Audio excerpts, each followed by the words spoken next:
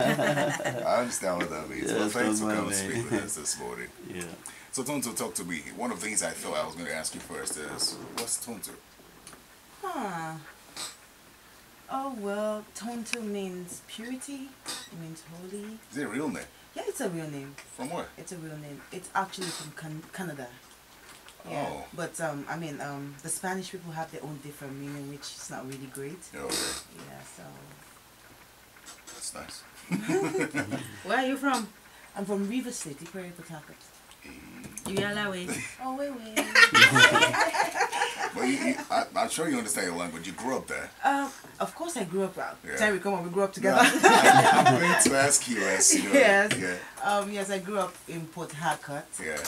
But I don't know how to speak the dialect. Well. Not my fault. We never really had much of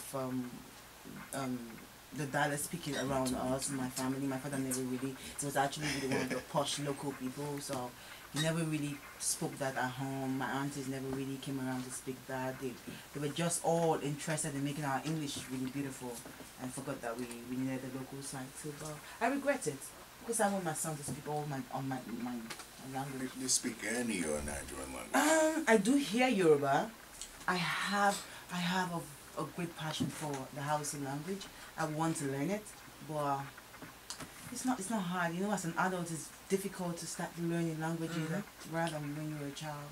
I wish I can. I give myself a year, and if I can't do it in a year, I won't give up. But Okay. You keep trying. I'll try again. You've been doing a lot lately. For a very long time, you have not been in the movies, but you took out some time to do certain things that are personal. Yeah. And we all understand that. But we want to understand more. What have you been up to? First of all, I've been leaving. You know, finally leaving. You know, second of all, I've been a mom. And that's the greatest gift I have gotten in recent times. And being a mom. And I have had my time occupied lately with my foundation work.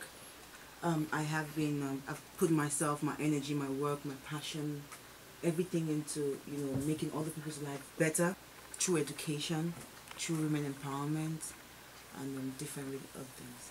What made you go into humanitarian work so much? Because Well, you've been doing so much. I've not seen any celebrity, local or international, do so much. I have been into this for a very long time. My foundation, glory be to God, it's 10 years, more than 10 years. We clocked 10 years last year, right? Last year. So this has actually been a part of us. We've never really showcased our work. We've never really publicized our work, so people never really got to see. I think our works have been even more before now.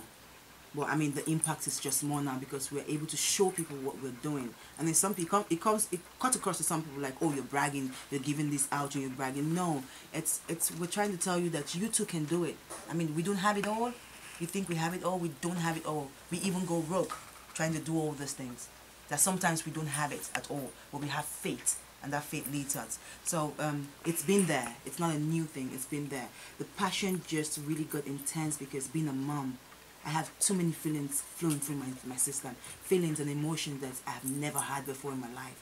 So once I see a child who don't have, I put my son in that position. What would have become of my child if he wasn't mine? So I took everybody on the street like mine, and that's the way I'm treated. The same food I give to them is the same food my son will eat. You know, so I just, being a mom, gave birth to so much righteousness. Yeah, you said so. Every time I've heard you speak, you've said that being a mom changed you so much. You see life from an entirely different perspective.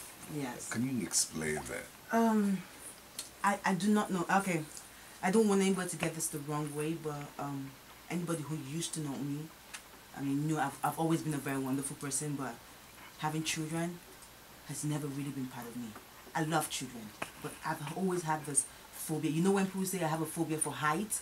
I have a phobia. Phobia for children. No, not for children. I have a phobia for pregnancy. Oh. So I've always thought I was never ever going to do that. Yeah, me too. But I would. Oh, please don't even. I never thought I was ever going to do that. But I knew I was going to have so many children that I was taking care of. I would take care of, adopt, you know, and love intensely, like like they were mine. So when I got pregnant, and I had this friend, wonderful friend, who prayed with me for 10 days, and she kept talking to me to how to keep it, and the love just grew.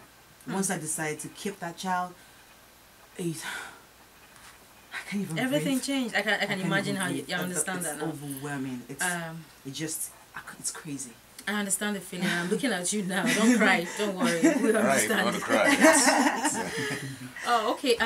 It's shocking that you had a phobia for pregnancy. Oh yeah.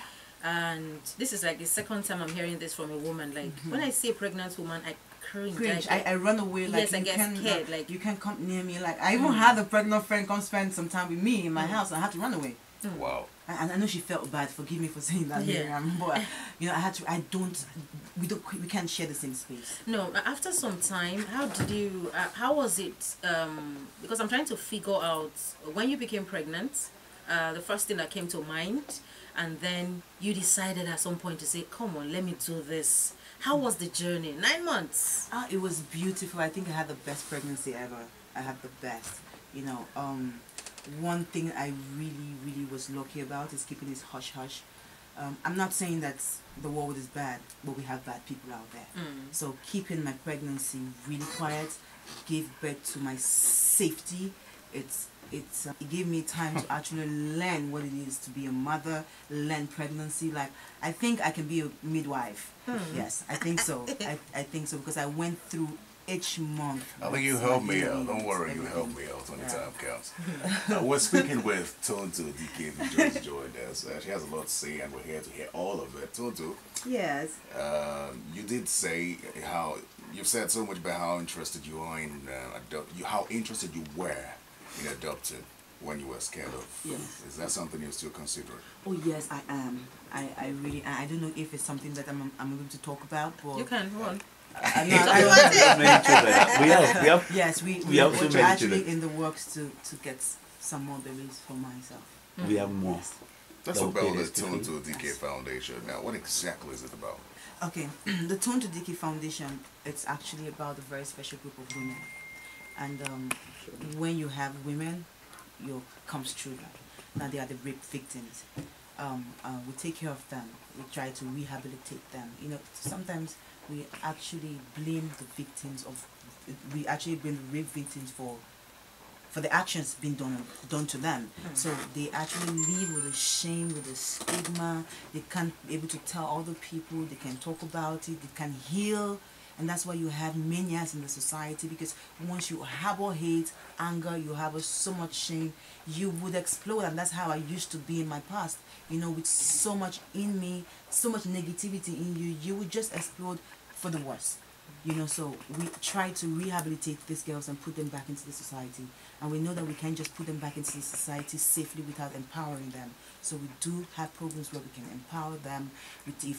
Most of them who have children, we take care of the children. So basically the foundation was actually founded for the rape victims. So we are very open and versatile. So every other thing, we